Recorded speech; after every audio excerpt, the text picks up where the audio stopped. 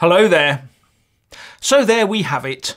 With 504 days to go, Theresa May will put an amendment into the Great Repeal Bill that sets the exact date and time of Brexit.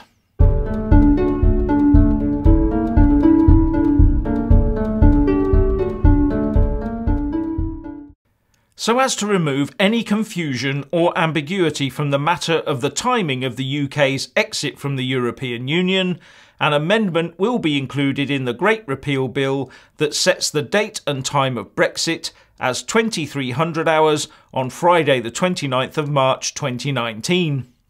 Make sure it's in your diary and chill the English champagne. Yes, there is such a thing. But as ever, this will be met by opposition within Westminster by the usual suspects who are intent on continuing our EU enslavement.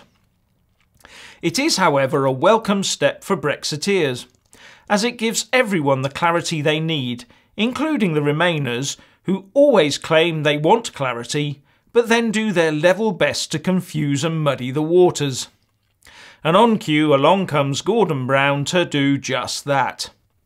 Our former dour, or was that dire, Prime Minister told the BBC that he was not arguing for a second referendum, but said that there would come a point next year when all those leavers would suddenly change their minds and we could just surrender ourselves back into the clutches of the EU. By next summer, the public will have made up their minds that the 4 red lines that the government had actually set in place are not going to be achieved, he said. Now listen to what he said next. So we will not have proper control of our borders. We will not have control of our money. We will be paying loads of money to the European Union. We will not have proper control of our courts because we will still be governed in many ways by the European Court of Justice. We will not have proper control of trade because we will not have individual trade agreements for years. Hang on a minute. So what he's saying is that we should just stay in the EU because nothing will change. Then why on earth is he bothering to open his mouth? The only way we can truly say we are staying in is if the government declares that the UK will be participating in the elections for the members of the EU Parliament on the 6th to the 9th of June 2019. With no MEPs, we are out. So, keep your eyes peeled as time goes on for Remain murmurings about having MEPs for the transition period and the like.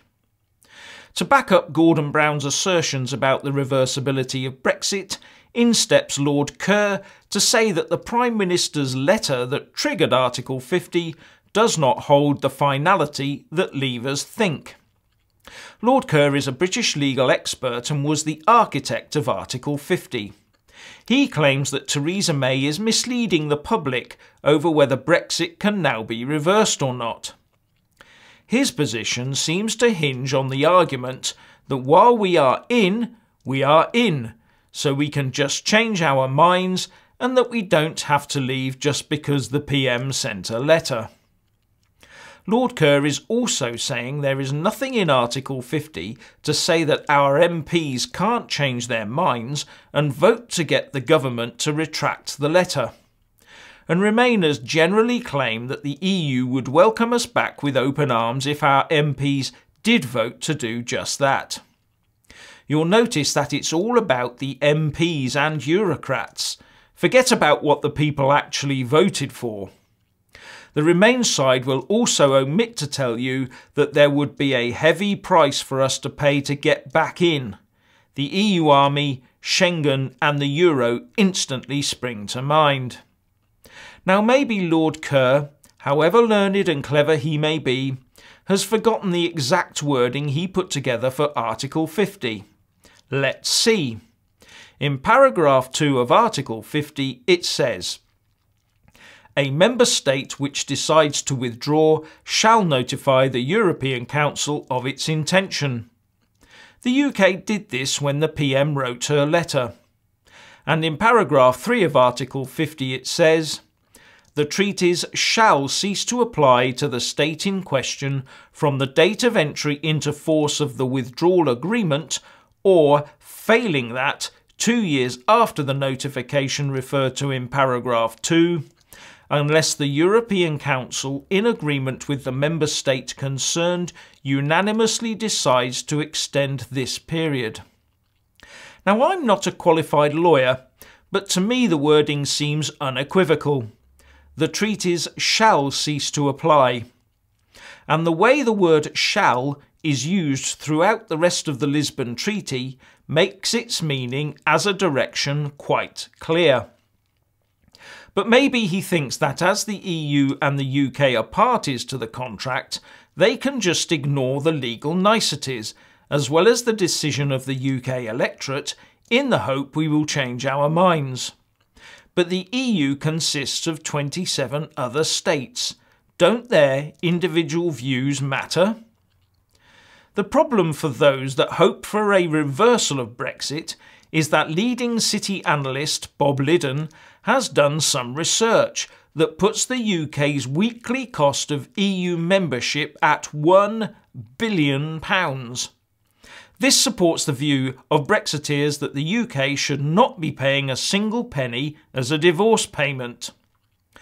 On top of our direct contributions, Mr. Liddon also factored in money lost to us via such things as legal tax avoidance loopholes that arise because of our EU membership, the difference between the tax paid and benefits given to EU migrants. That cost alone he put at about £30 billion a year. And the tariffs collected by the EU instead of by the UK from our trade around the world. As Eurosceptic Tory MEP David Campbell-Bannerman said on hearing this report shows we actually needed 3 vote leave buses in the referendum campaign. So I can't see Michel Barnier's insistence that the UK has 2 weeks to decide to pay our so-called financial obligations carrying much weight with the UK public. Can you? Please leave a comment below. Thank you. Please do like and share this video, and also subscribe to my channel. And when subscribing, please do remember to press on the little bell next to the subscribe button. That way you'll get an alert every single time I put up a new video. Thank you very much for watching.